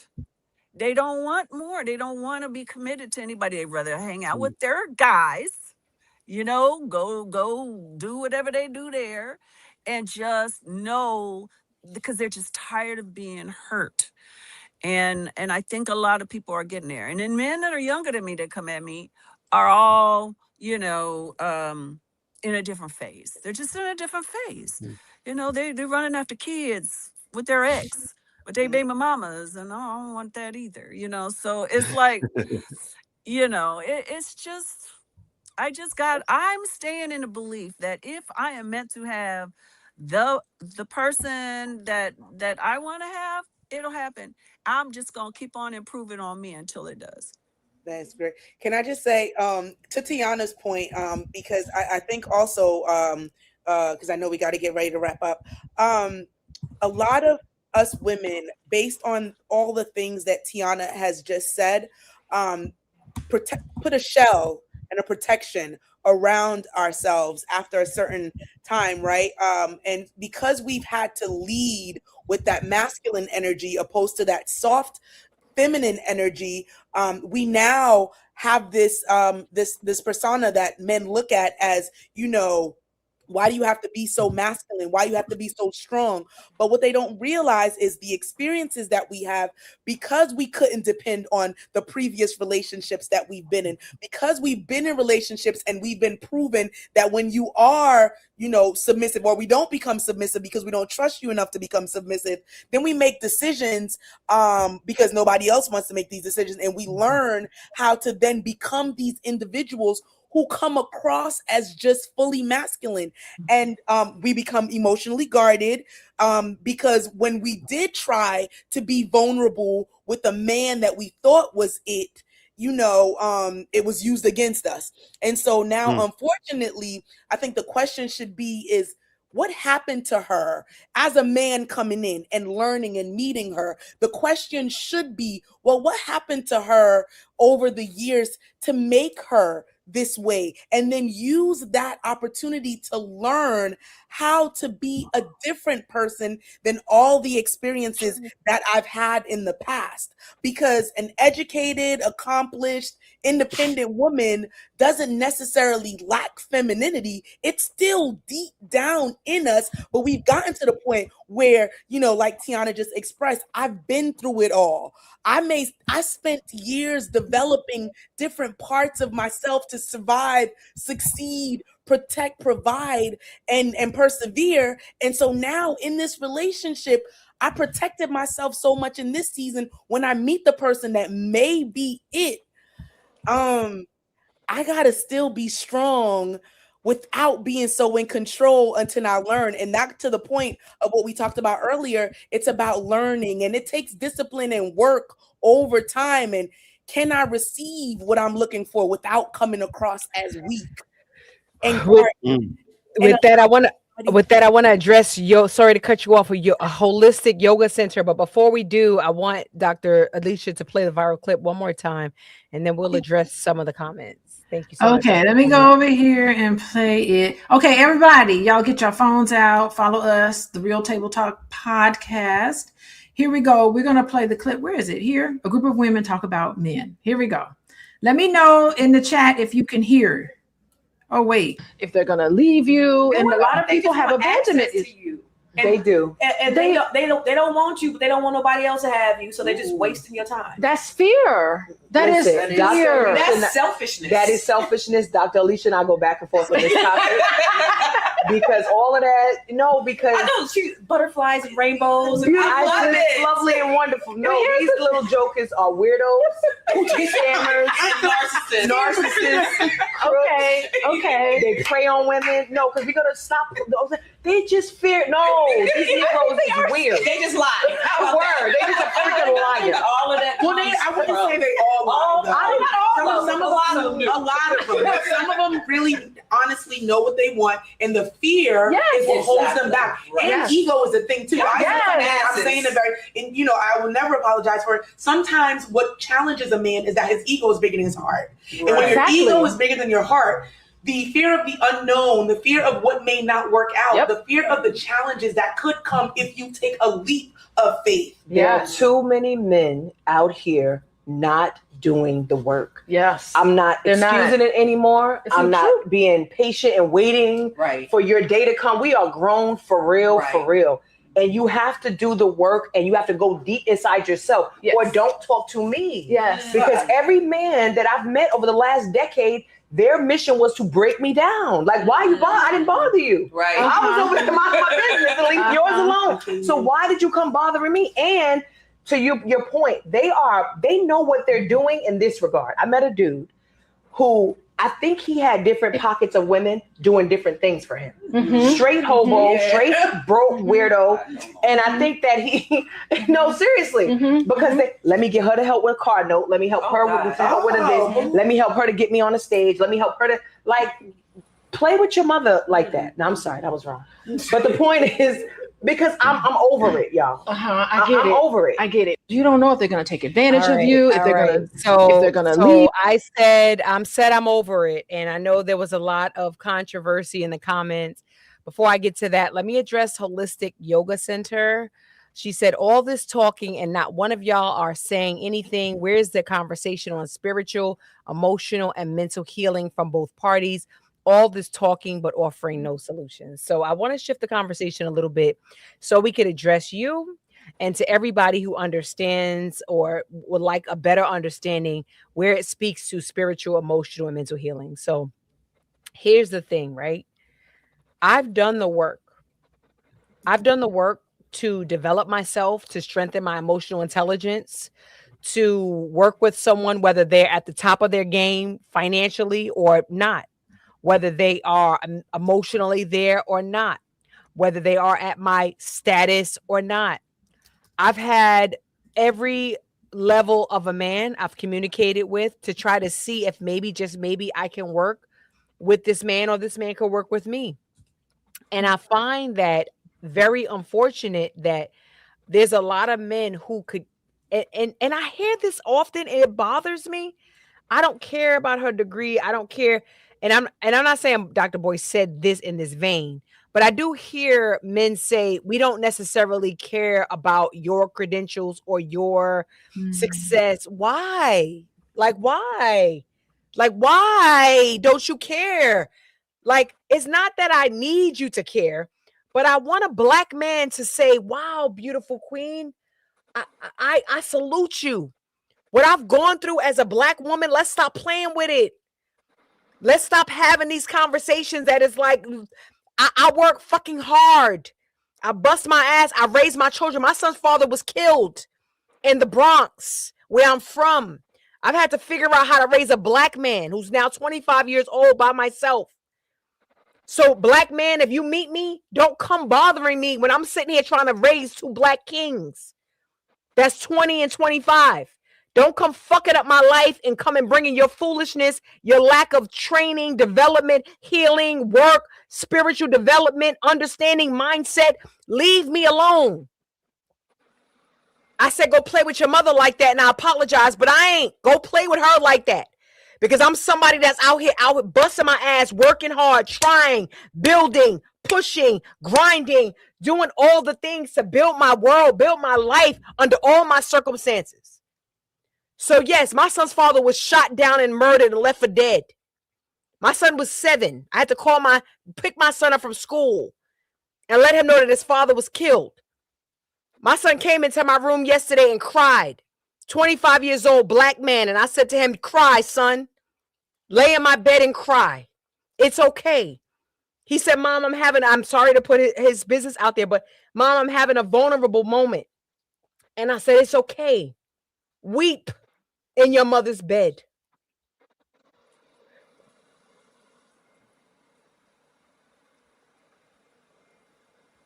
Weep in your mother's bed, because there's no Black man that told him that's okay. There's no man that told him it's okay. You can be hurt. You can weep. You can feel sad. Whatever it is that you're going through. I let my Black son lay in my bed last night and weep. So when I think about another Black man that comes into my life, where I am over here raising these two kings, I'm in 2 doctoral programs simultaneously. I run businesses, I build, I help women. 15 years I ran my organization, Women Doing It Big. I pour into people. I deal with betrayal. I'm dealing with life. Yes, I have a problem with that Black man, who meets me wherever he does, whether it's online, in person, and bothers me, who stops what I'm doing while I'm raising my Black kings, who stops what I'm doing while I'm trying to just be a great woman, trying to figure out my spirituality, trying to figure out where I'm at with it, trying to make sure I could afford my bills in life and dealing with things. I am out here trying. So no, I don't respect a man who will walk into a space that I've built, knowing what he knows, knowing his motive, knowing his intentions. No, I don't respect a Black man who walks into my space and says, yeah, I'm going to break her down. What did I do to you, man? What did I do to you, sir? I was over here just working, building, trying, grinding. So yes, my commentary was about, I'm over it.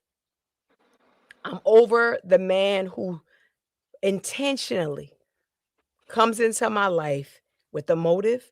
I'm over a man that comes into my life with his unhealed self. I'm over it. And I don't apologize for that. So with that, I yield to you.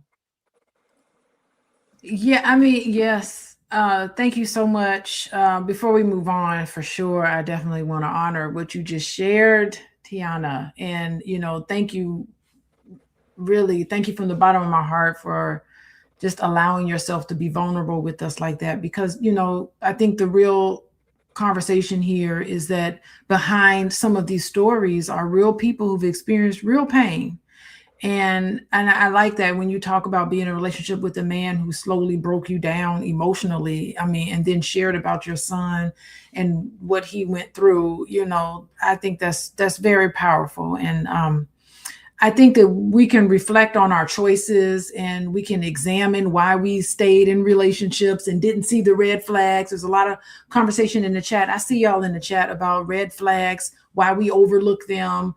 And, sometimes we can take responsibility for our healing, but none of that means we deserve that sort of harm that happened to us.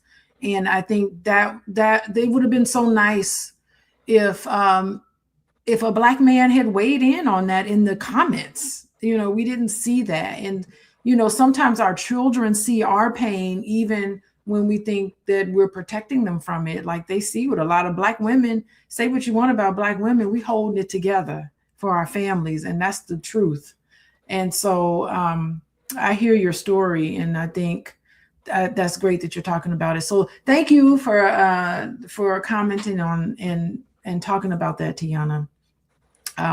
People who are watching, who recognizes themselves in your story, like your story is a story that a lot of people can recognize themselves in their story. And you can love someone and still decide that the way they love you is hurting you. And some of you guys who are in relationships and it may be going, you may see some patterns that you're unhealthy with. You can grieve.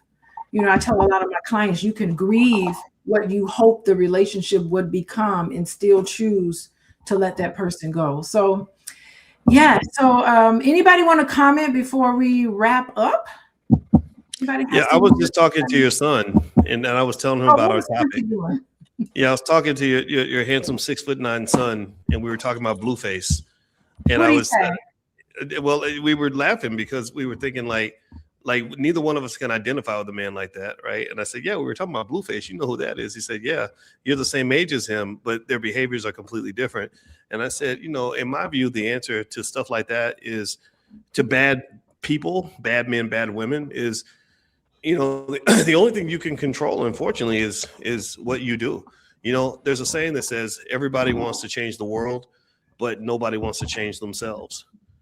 And I'm not saying that that's the answer for everybody, but I've learned that's the only thing I can change. I can't change how people behave and the craziness and the shenanigans that happen in the world, but I can remember that they also you kind of teach people how to treat you. And when you walk into situations and you let them know what will and won't be tolerated, then certain people may walk away, and certain people are going to rise to the challenge. And those are the people that I always wanted in my life, but again, this is a hard conversation, And I don't think anybody has it figured out. You know, I know I don't. And anything I did figure out, it took me a long time to understand that. Right. So I just appreciate being invited to the conversation. Thank you all for having me here. And I think we should just keep working on this. I think that the healing part is something we all agree on for sure. So thank you for bringing me in. I appreciate that. And we're definitely winding it down to our 2-hour mark. I'm looking at the comments, and someone said, Tiana, deep healing yet to come. God can give you real respect for any other man who hasn't accomplished what you have. They have stories of their own. Get to know men without attaching to them. That's Linda Evans Johnson. There was also someone in the comment, Mr. Dame 19, that says earlier she admitted she was looks driven. She's venting that some attractive men are POS. I just want to address that really quick. So I think that it's okay that everybody attracts to who they attract to. And I made joke about a fine chocolate drop, but I think at the end of the day, it's really about who my soul connects to and who I attract to, whether that's somebody that's a chocolate drop or whether that's somebody that's a light-skinned chocolate bar. The fact of the matter is that I opened my heart to someone who I thought was legitimately looking to build something meaningful. And I don't think there's anything wrong with that. Sisters, I commend you, myself, and all of us who are out here seriously saying we're opening up our heart. I commend us because we're doing the right thing. My heart is not closed. I'm open to someone amazing, but I'm also not playing games with you Negroes. Okay. I'm also I'm not ignoring red flags. I'm not ignoring orange flags. I'm not ignoring slight pink ones either. You know, I met someone recently who I caught myself because he called a woman a bitch in every other sentence. I chucked that up from, he from New York. No, we talk. We from New York, right? But I had to pause even on that and say, is that the kind of, like, I don't, you ain't graduate from that? I'm just saying, like, we all get to graduate from something, right? We all get to graduate. I'm from the Bronx, BX, stand up. My aunts lived in River Park Towers. If you know anything about the Bronx, you know about River Park Towers. That's still a place you don't want to go. Okay, we lived across the street, 1750 Cedric Avenue, the home of hip hop. Okay, so trust me, I'm rooted in the Bronx. I say all of that to say that I understand pop culture, I understand hip hop, I understand all the things, but I also understand a man who knows how to sit down and say, beautiful black woman. I understand a man that understands how to have a conversation about psychology, or a man that understands how to have a conversation about business, a man that understands how to have a conversation about my goals and dreams and his goals and dreams. Not talking to you every other word about this bitch this bitch that, this bitch this bitch that. We ain't on the same level. And I'm not going to ignore that because you look good. I'm not going to ignore that because you packing. I'm not going to ignore that because you might be able to twist me upside down like a pretzel. Sorry. Now, if my choice as a grown-ass woman is to have that experience, so be it. It ain't really my thing. I've been abstinent for about 5 or 6 years. I'm dried like the desert. I probably had a little slip up or two, but the point is, I really ain't out here dropping it like it's hot. It ain't really my thing. I get so connected to a kiss, a hug, and a good smile, and a good scent of cologne. So for me, I ain't the one. I get attached to it all. So, and I know that as women, we do get attached, like, because especially the women that would love to have somebody. And that's a dangerous game you play. It's a dangerous fine line when you start attaching your soul to somebody. So I don't apologize. This is my rap. I don't apologize to the men that are out here, good men looking for good quality women. I salute you, King. I respect a person like Dr. Boyce, who is admirable, honorable, respect his queen. I love what I see. You know, we do look, just to say, we look at what our good girlfriends and what they have, and we live vicariously through them, and like, yes, sis, yes, you got your dope box. Let me get me my Dr. Boyce type of thing. So I respect that, and I love it. Dr. Boyce, you got any good cousins, little friend, little anybody? No? I'll keep looking. I'll look around for you.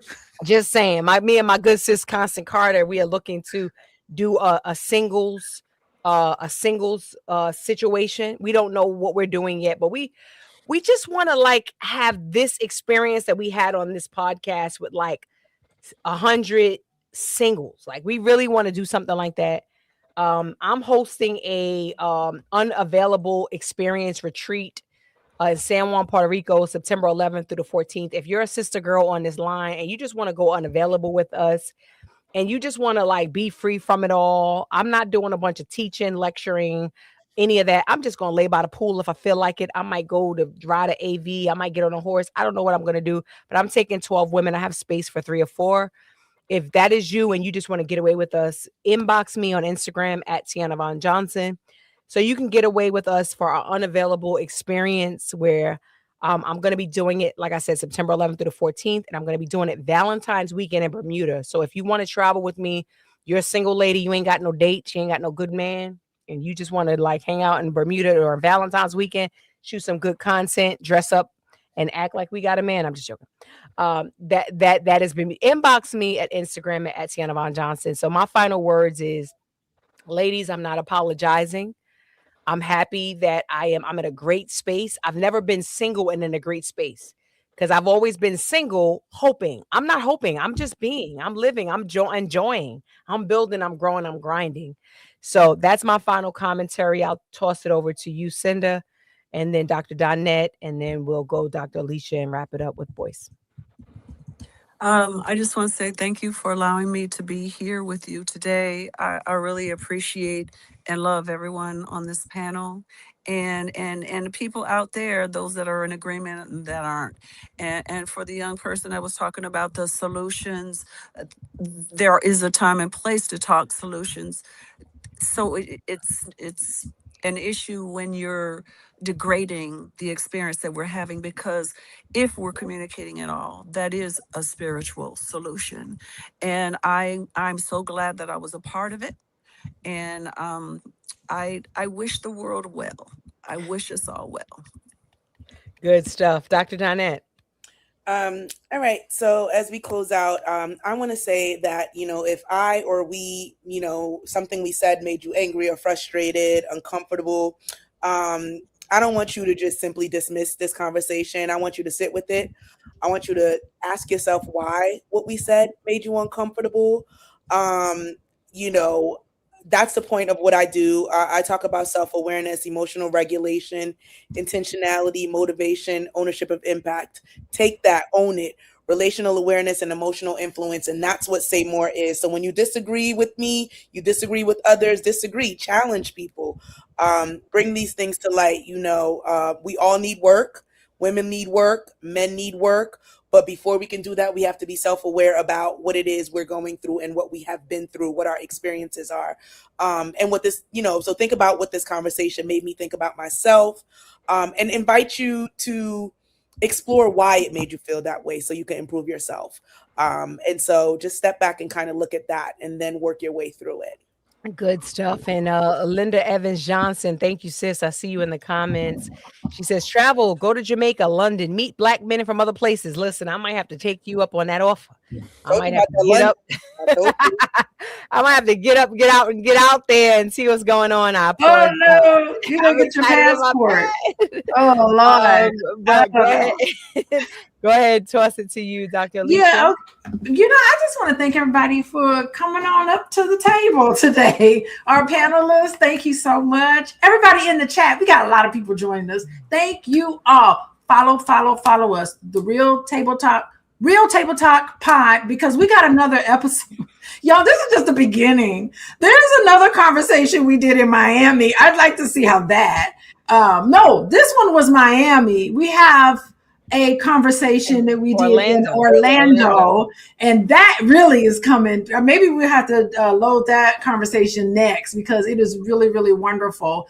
But one thing that we know that is true, men are hurting. Black men are hurting. Black women are hurting. I think that's the biggest thing I got from the comments. And I think just too often we are talking kind of at each other, and I don't see a lot of listening. There wasn't a lot of listening in the comments. And I think tonight we kind of explored all of this. So this was really nice to hear. I think these conversations matter. I have to like come up with something as a therapist. I just believe that relationships can reveal places inside of us that still needs attention. And I also think they also can expose our attachment wounds. We've been talking about that on the book club. Y'all check me out Sunday night, absolutely free. Go to Dr. Alicia Book Club. Wait, hold on. I can't be married to Boyce and not have my and not have all of this, y'all. Text everybody, text love to 87948 if you're interested in joining. And then go to draliciabookclub.com. We're talking about healthy relationships. I'm building the bridge between men and women, and we are exposing fears and patterns and defenses and sometimes parts of ourselves that we didn't even know and realize that we're hurting. How do you recognize that? I'm talking about that every Sunday night. Please go there. And I think relationships can be a place of healing. I think healing requires accountability without shame. Always ask yourself, what was my part? Without taking responsibility for someone else's harmful behavior. Sometimes we can say, I ignored some of the red flags. That doesn't mean that you deserved what happened to you. Okay, so I want to keep that going there. So maybe we don't. I don't think the problem is men or women. I think the problem is just we need to start learning how to listen to each other. We need to do the inner work. So please join me on Sunday night. What else I want to say? I just want to thank everybody. I'm Dr. Alicia, Real Table Talk Podcast. I'm going to hand it over to my king over here, and he can give us the last words for the night. Really quick, before you go, Dr. Boyce, I just want to give a shout out to the commenters here. Ace Black 92, J.D. Hunter, Celia McDonald, the Dr. Vibe show. She's been on, or he's been on doing some great things. Lenny Robb, Meet and Greet Lauren. Shout out to everyone, 7 Mile. Like, whether you agreed or disagreed, we respect all of the comments and all of the commentary. We might have been hurt that we were called old hoes, but we love you all. And with that, we'll turn it over to you, Dr. Boyce. Well, first off, thank you, ladies, for having me, and it's been an honor to be here. I'll leave it two quick points on this. One is the other day when I was walking on the Morehouse campus, and I saw this big, gigantic, massive painting inside our building of Oprah Winfrey, and I mean it's like literally like 20 feet tall. And I remember thinking, okay, that's right, she does do stuff with Morehouse. She probably gave a bunch of money to make this happen, and I think that's amazing. And so what that really said to me was that there are women who are concerned about what's happening with some of our men, and the opposite is true as well. There are men who are concerned about what's happening with our women. When we see certain things happening, whether it's in the music industry or whatever, when the men speak up, and they get attacked for that. They get attacked for trying their best to support and defend the women that they love. And I'm one of them. I've gone through that myself. And, and one of the things that I remember learning from something Oprah said a long time ago that I actually, took to heart, that's really helped me a lot, is I remember her 30 years ago saying something like, everybody wants to be heard. And what I've noticed in life is that a lot of people, most of us do a lot of talking, but not a lot of people do a lot of genuine listening. And I believe that listening doesn't just help you become a better person because you're learning, you're gaining knowledge and empathy and all the things that can help you to connect with the person, but it makes the other person feel better. They're going to respond to you in a different way. And so I would encourage everybody here to be a listener. Like stop walking into conversations like you already know the answer. You don't know the answer, because if you knew the answer, you wouldn't be confused. You wouldn't be frustrated. And there's another wise woman in our family, Alicia's aunt. I never met her. I met her at her funeral. I met Alicia's father at her funeral. I met her aunt at her funeral. But her aunt was a mathematical genius, and she had a quote that they would recite that I really love, where she said, "Everything is easy if you study." And I said, that's so great. That's brilliant, because the things that matter to me in life and I want to get better at, I study those things. Like I wanted to be a better husband, so I studied my wife. I would watch and observe and try to understand things. I wanted to connect to the kids. I studied the kids. I would watch what they watched on TV. I would look at how they talk, what mattered to them. I want to get better at health. I study health. I want to get better at finances. I study finances. And I want us to think for a second about how many people are frustrated about problems that they never took the time to study. You ain't got no money, you broke as hell, but did you ever take a finance class to learn how to not be broke? No, okay, well, that might be the issue. Well, my relationship, my love life isn't what I want it to be. Well, did you study? Did you really study? If you're a woman looking for a good man, did you study men? Because maybe the man that was supposed to be your example wasn't the best example. Same thing with women. I remember reading a whole book called What Women Want Men to Know by Dr. Barbara DeAngelis. And it humbled the hell out of me because it showed me how little I understand about women. And so what I would just say to everybody is two things. Listen, do more listening, do less talking, and go study the thing that you want to master. I guarantee you, it may not solve all your problems, but I promise you, you'll be further along than about 95% of the population. I assure you. So thank you for having me. It was great to see everybody. And I can't wait to support the show. You guys are really good. Thank you so much. We're bringing this conversation to the All Black National Convention. We'll be there. The Real Table Talk Pod will be there. It's in my hometown of New Jersey. So I'm excited to meet each and every one of you. Make sure you go to allblacknationalconvention.com. Use code ICONIC, right? That is my VIP group. I'm excited to welcome you all in Jersey. Yeah, you see Dr. Boyce dancing? Yep. We're going to get more of that at the All Black National Convention. We have some amazing speakers. I'm going to be teaching you guys how to build $1 million brand. I generated my first $1 million at 27 years old. I might be struggling in love, but I ain't struggling in money and success. I know how to make a couple dollars, and I want to teach you guys how to do the same. So All Black National Convention, October 16th through the 18th, right where I am in New Jersey. Make sure you go to allblacknationalconvention.com. Use the code ICONIC for my special group that I'm going to be bringing there. Real Table Talk will be doing some special activations there. I'll be doing some special activations there. And we're just really excited. And with that said, man, oh man, thank you all. We're going to continue the conversation on Instagram, in our Instagram, or in our social media, in our YouTube channels. We're just happy that we were able to bring this conversation to you. We didn't want to go back and forth. We didn't want to fight. We just wanted love.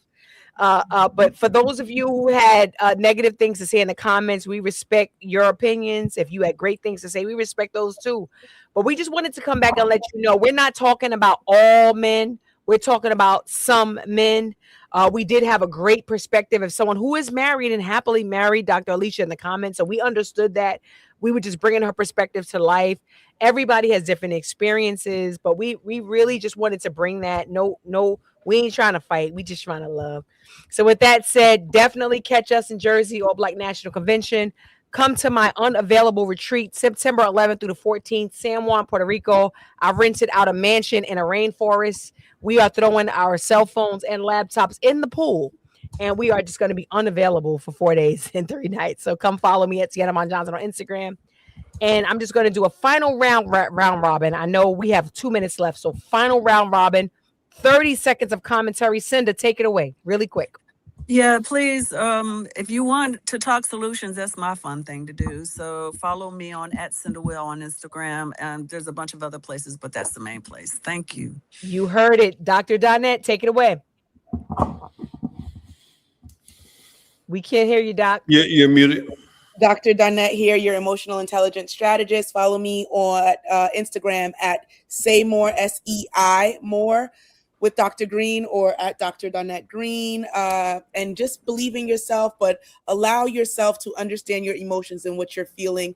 And don't allow your emotions to lead you. Learn how to lead your emotions. Good stuff. Dr. Boyce, take it away. Years ago, I wrote a book called Financial Lovemaking, merging assets with your partner in ways that feel good. And if anybody wants a free e-copy of that book, you can actually go to boyceandalicia.com. So boyceandalicia.com is where you can get a copy of the book, and maybe it'll help somebody. Dr. Alicia, what you got to say, my dear? Hey, okay, everybody, go to boyceandalicia.com there. Definitely go to text love to 87948 and you'll get all the information pertaining to me. And let me just say, follow me on Instagram at Coaching with Dr. Alicia. It's other stuff other than Real Table Talk. You know, it's other things on there that I think that you'll be able to learn. And I just want to thank everybody for being here. Thank you so much, Dr. Alicia. And we love that. There's so much more to unpack, so much more to uncover. I am at Tiana Von Johnson on all social platforms. Thank you all so much. And have a good night, everybody. Bye. Bye.